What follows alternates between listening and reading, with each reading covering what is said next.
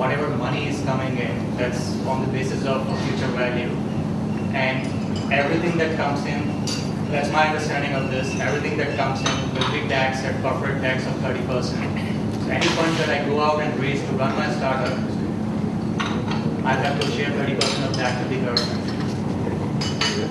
There is a, before the answer, there is an exemption for the venture capital fund in this. Venture capital fund, yes, but not for angel investors. Not for individuals, my friends and family who are putting money into me, or any other person who is putting the money into me who doesn't run a venture capital fund, that will be taxed. That will be covered. And that is kind of in a way killing somewhat the startup culture, which Kai is kind of trying hard to encourage. Should we take it now or? Investment linked incentives, whereby if you invest in a specified business, then till the time you don't recover your capital investment, you don't pay tax. Okay, though that list has been extended to some of the other sectors like inland container depot or some of the other industries have been there, and for some of the existing industries it has been made attractive. Earlier it was only like an accelerated depreciation. Now they have made it a weighted deduction, which means that instead of 100%, suppose you spend 1,000 rupees in setting up a cold chain facility. Okay, so till the time you don't earn more than 1,000 rupees, you are not paying a tax. Now they say you spend 1,000, but till the time you don't earn more than 1,500, you will not pay tax. So that's a very good incentive.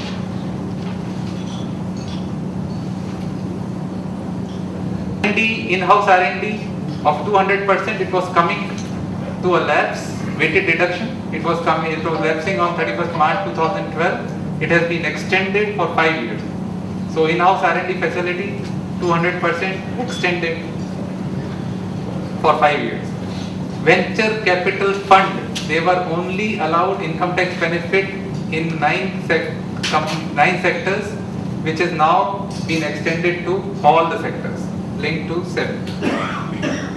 DDT, multi-layered structure, they have removed the cascading impact and made some seamless flow of credit.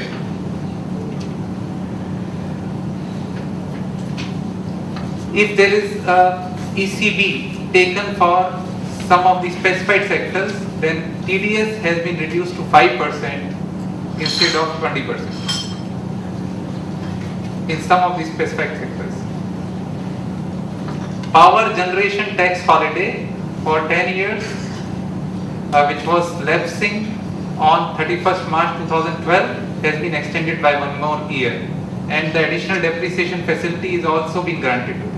So 10-year tax holiday for power generating units extended.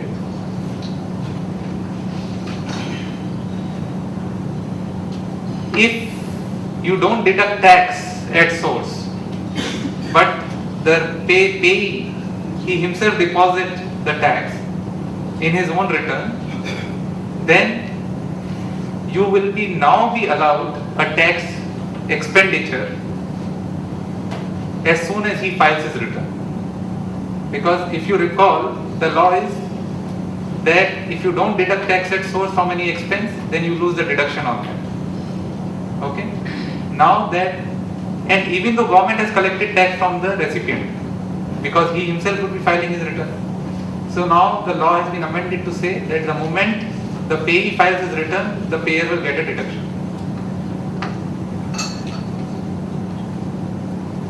So with this, let me hand over to my colleague for indirect taxes. I think since you've spoken at length and there are a lot of questions in mind, before we take up the next, I think we'll invite some questions first so that at least the fresh in mind we can interact on that, dwell on that, and then we go to the next chapter. It's again a very blogging chapter. Sure.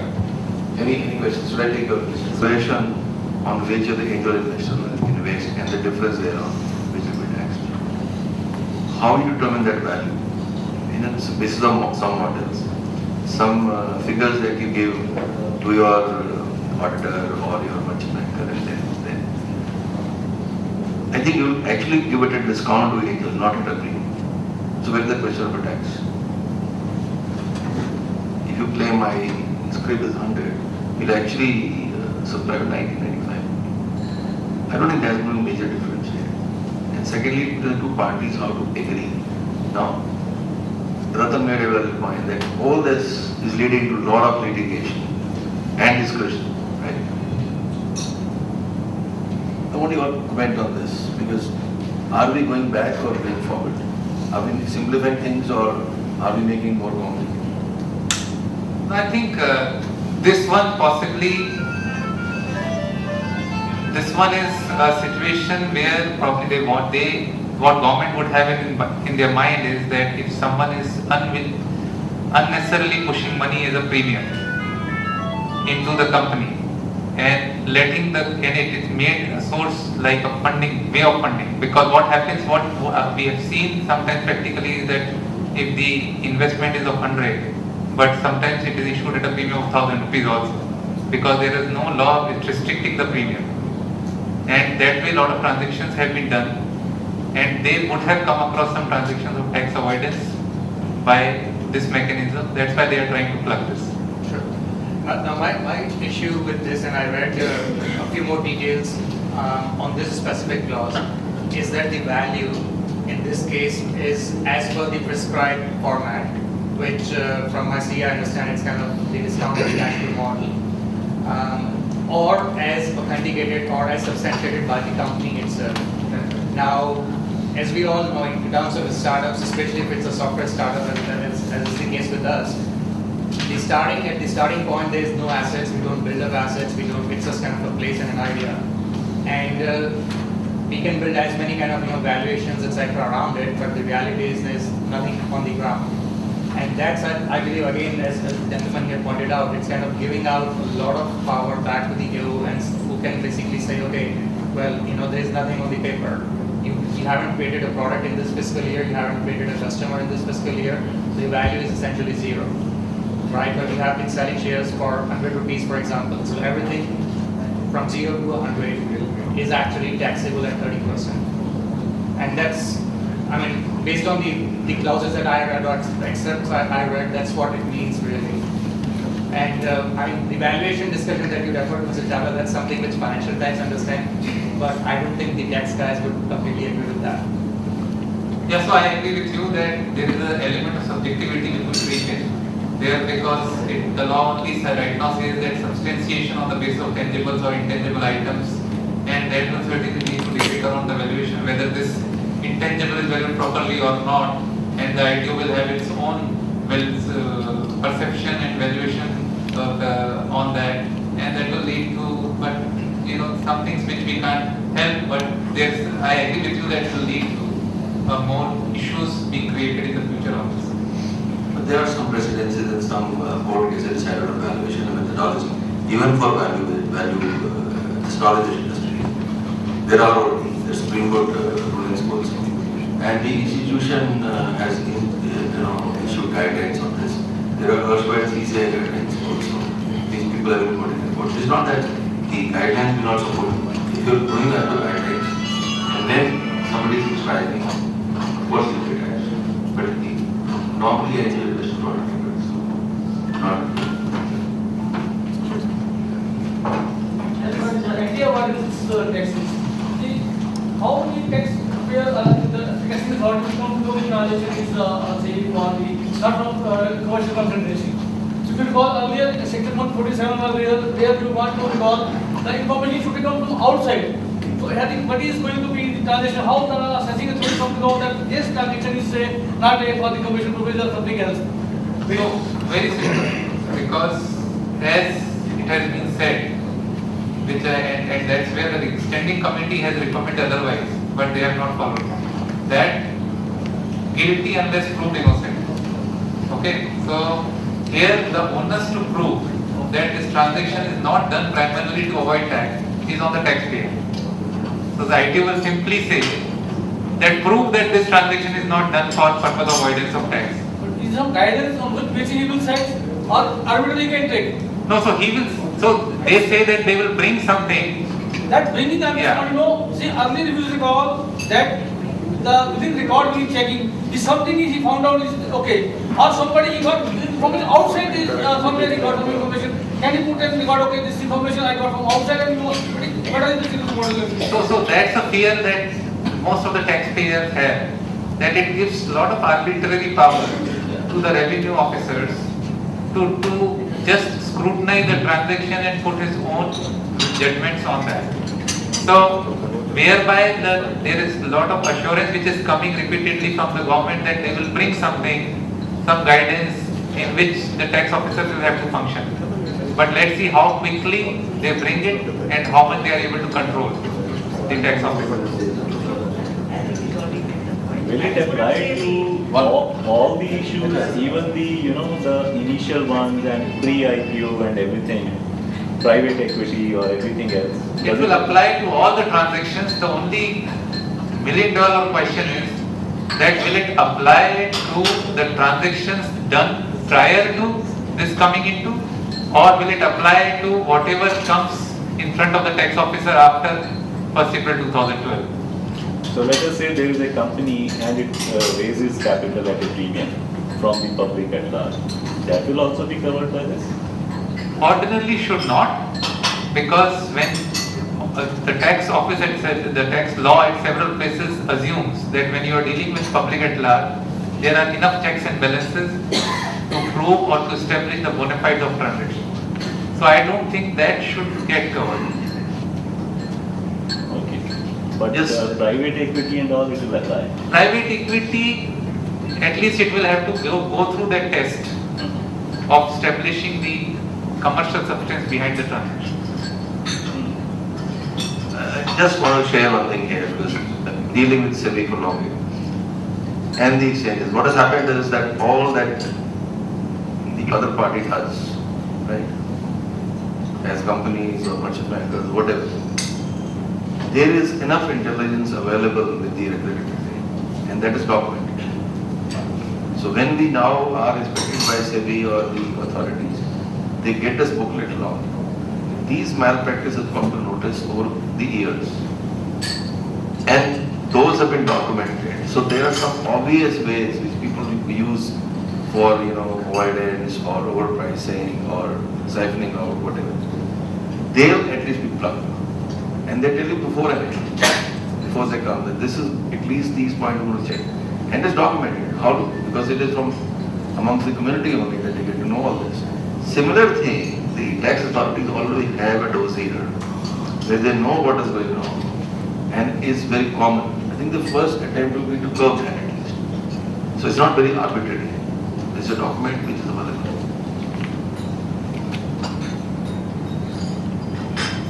Any more questions on direct taxes? The corporate tax was not touched. How do you react? I think right now in this regime where there's a shortfall in the direct tax collection, I don't think that there was any expectation, or there may be a desire, but at least there was no expectation that he will bring down the tax rate. So I don't think that he could have done something different here. And anyway, the average tax rate is close to 20-21%, that according to their records. So in this regime, I don't think he could have or would have reduced the tax rate. By any chance, have you come across any document or any analysis which says if you reduce, you can actually widen the base? And that can go as an input from any body to the government sometimes. Yeah, so that was considered as one of the reasons. If you see the original draft of the DTC, the principle was that they were bringing down the tax rate to 25% on the corporates. But at the same time, they did extensive study to say that they will levy a asset-based tax on the corporates. The MAT was shifted to 2% on the gross assets, and that was opposed to Sanil by the industry, because that way it would have been good for some but bad for a lot of people. So they said, okay, if you don't want this, then we'll keep it at 30%, we'll observe this regime for some time and see that if after reducing the exemptions, we are able to increase our tax collection, then we look for tax reduction. So still ahead in time to say that if they are able to get more resources, then they will certainly look for reducing the taxes. Any more questions? There is an issue of shares at a premium. Suppose if the face value of the existing share is 10 rupees and if the new face value is 100 rupees, then also the question of determination of fair value will come on. If I understand your question, you said that if there is an existing share of 10 rupees, Yes. and then the fresh shares are issued for 100. 100 face value. Face That's an value. issue. Face value. Yeah, face value 100 rupees. Suppose if they issue a new share having a face value of 100 rupees, then also the determination of fair value will come on. That is sub-division. That's a very interesting situation that I don't think that is any such right now. And they are only talking about the premium. And if technically if the par is 100, then that's not a premium. So you can very well have different shares which are 10, 100,000. So it is very much possible. So I don't think so that you should talk about this question at any of the seminars. Yeah. There is how to beat it, yeah. But in that case, the number of shares will reduce. Say it is converted from 10 to 100, the number of shares further allotted will be reduced. Yeah.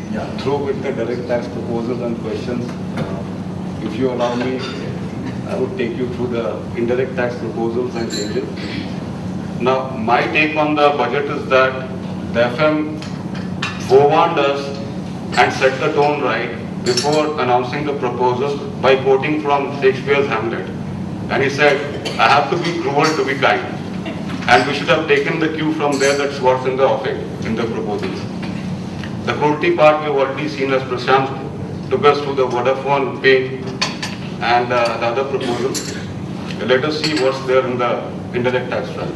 So broadly, tax rate has been increased, both service tax and excise duty. It was more or less expected, but not desirable, and there was a lot of pressure and petition not to increase the tax rate. But I suppose the government has little choice but to enhance the rate, because the rates were lowered as part of the economic stimulus some 3 years back in 2008 against the backdrop of the recession. So that's been rolled back now, and the rates have been restored to 12% both for excise and service tax, which obviously increases the cost of living, I must say. So every cost goes up, and whether you eat, whether you talk, which is telephone, or you buy a car, you go to a restaurant, all costs have increased. Go to Salon. So I won't go through the nitty-gritties of each proposal because of the paucity of time, and rather focus on the policy side of it. And broadly, this budget, what has it indicated is that the government is very keen and serious about bringing in administrative and structural reforms, especially on the indirect tax front.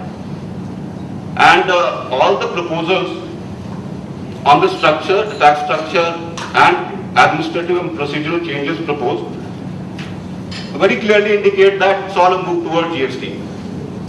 We all know GST has been in talk for about half a decade now, or more than that. But because of the political situation and various other legal and constitutional impediments, it's just not moved.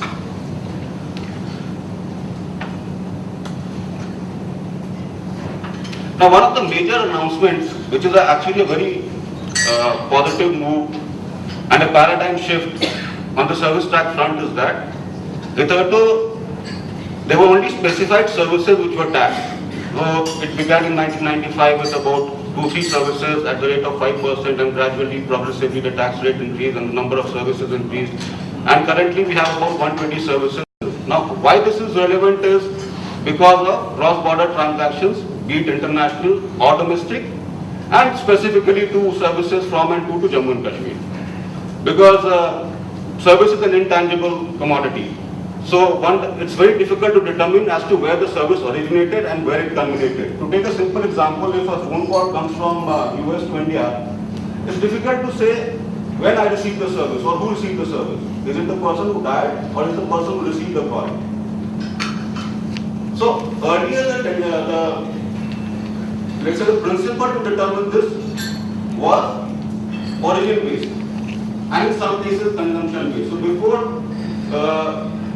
today we have the export and import rules which specify that for these particular set of service categories, if the recipient is outside India, it's an export.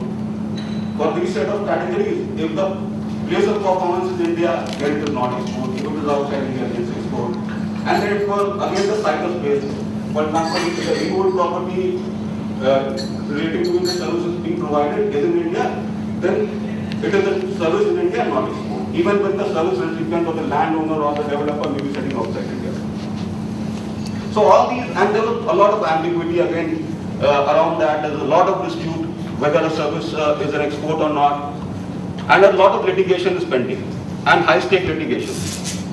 So all the people who had against export filed for refunds and all, they're all stuck, and large value and big cases are stuck. So hopefully all this would be removed by introduction of these more specific and more comprehensive and clear set of laws and provisions.